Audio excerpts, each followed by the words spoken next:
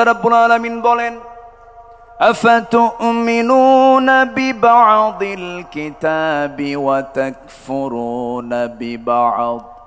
তুমি কিতাবের কিছু অংশ মানবে, কিছু অংশ মানবে না। তার ফলাফল হলো খিজিয়ুন ফিল হায়াতিদ দুনিয়া, দুনিয়ার জিন্দেগিতে লাঞ্ছিত হবে, আখিরাতে তুমি ক্ষতিগ্রস্তদের অন্তর্ভুক্ত হয়ে যাবে। পুরোপুরি দিনকে মানতে হবে।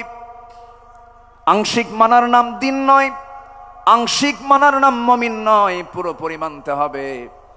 আল্লাহ রাব্বুল আলামিন দিন হিসেবে যারা ইসলামকে না মানবে, আল্লাহ রাব্বুল আলামিন তাদের ব্যাপারে ক্লিয়ার কথা বলেছেন, ওয়া মাইয়াবতাগি গায়রাল ইসলামি দীনান ফালাই ইউকবালা মিনহু ওয়া হুয়া ফিল আখিরাতি মিনাল খাসিরিন।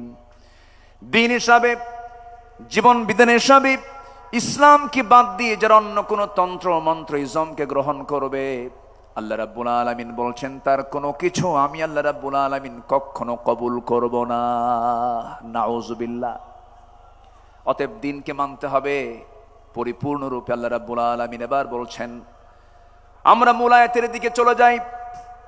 আল্লাহ রাব্বুল আলামিন বলেন সূরা শুরার 13 নম্বর আয়াত, আল্লাহ রাব্বুল আলামিন বলছেন, শারা'a লাকুম মিনাদ-দীনি মা ওয়াসসা বিহি নূহান ওয়াল্লাযী আওহায়না ইলাইকা ওয়া মা ওয়াসাইনা বিহি ইব্রাহিমা ওয়া মূসা ওয়া ঈসা আন আকিমুদ-দীনা ওয়া লা তাতাফাররাকু ফীহি كبر على المشركين ما تدعوهم إليه الله يجتبي إليه من يشاء ويهدي إليه من ينيب। জোরে বলুন আল্লাহু আকবার।